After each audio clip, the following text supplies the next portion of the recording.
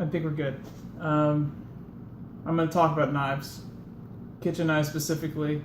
If you guys want to talk about pocket knives, there's thousands of videos out there for that. It's not what this is about. This is about the knives you use to cook with, usually. Generally speaking, you're going to find knives in hundreds of different shapes, sizes, colors, blade steels, it doesn't matter. There is a knife for every specific kitchen task. I promise you, if you go out there and look, there are some knife makers who literally make thousands of designs of knives. You don't need to worry about doing all that craziness. But I'm going to show you the knives that you probably want to have and some that you might consider getting. Everybody needs a chef's knife. This is the Arkansas Infidel cook's knife. But everybody needs a chef's knife. I also have one in Global because that's how I roll. I like Global knives. This one I've had for a long time. I don't even think you can see the insignia on it anymore. A little bit.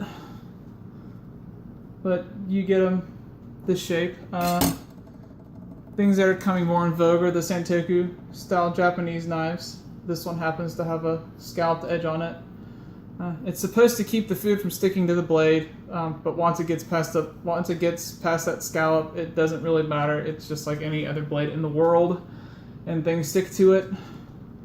This one's 8 inches, I think. I think this is an 8-inch model. Then you've got your paring knives, because there's a lot of tasks that require very fine manipulation. You usually hold them about like this, so you can do stuff. But everybody needs to have one of these. Everyone needs a serrated blade. This one happens to be an 11-inch round-nosed, they call it a bread knife, but the model number is on there too. You can tell I don't use this one very often. I don't sharpen serrated blades.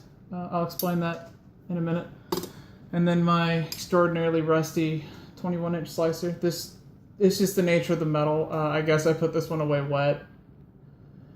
And it got some surface rust on it.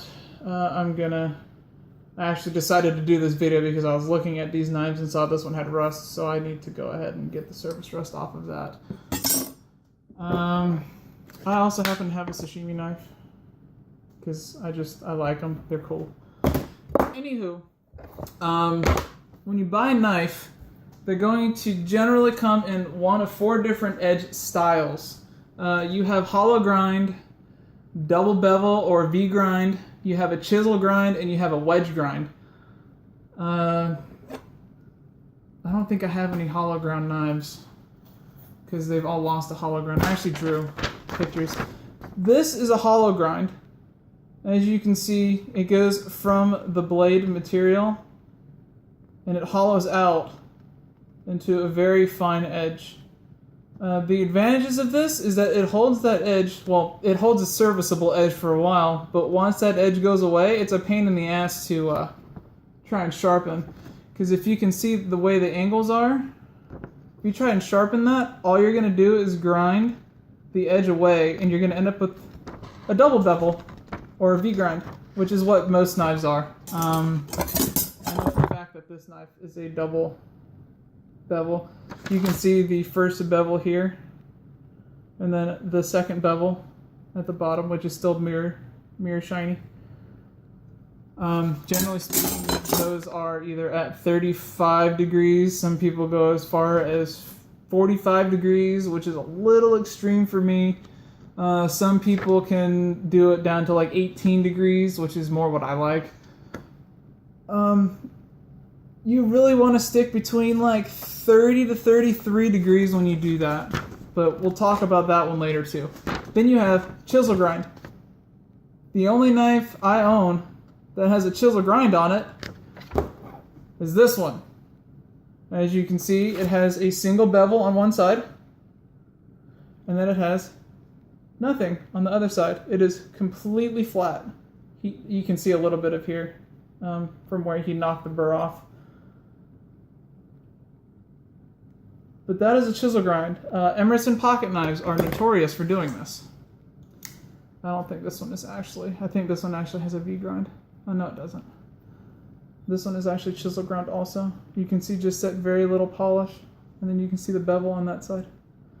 But Emerson does. Emersons are famous for doing that. The reason for that is that it lets you get razor thin pieces of fish. It's a sashimi knife, obviously. Anyway, the other one is wedge grind. All of my globals have wedge grinds. Well, they came with wedge grinds. I sent them to Arkansas Infidel to get sharpened, and he probably put a double bevel in there. I actually like a wedge grind because, as you can see, it just kind of keeps going. It holds an edge for a really, really long time. Anywho, those are knives. I would suggest that everybody owns either a Santoku or a chef's knife, at least one paring knife, and at least one serrated knife. With just those 3 or 4 different knives, it will solve quite literally. Ooh, I had a burp. Quite literally 90% of your problems.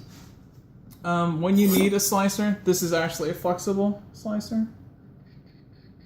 I use this as a fillet knife too, but I usually don't use this very much. I use it for, obviously, slicing things because it's freaking 15 inches long. But those knives right there will solve 90% of the problems that you'll encounter in the kitchen.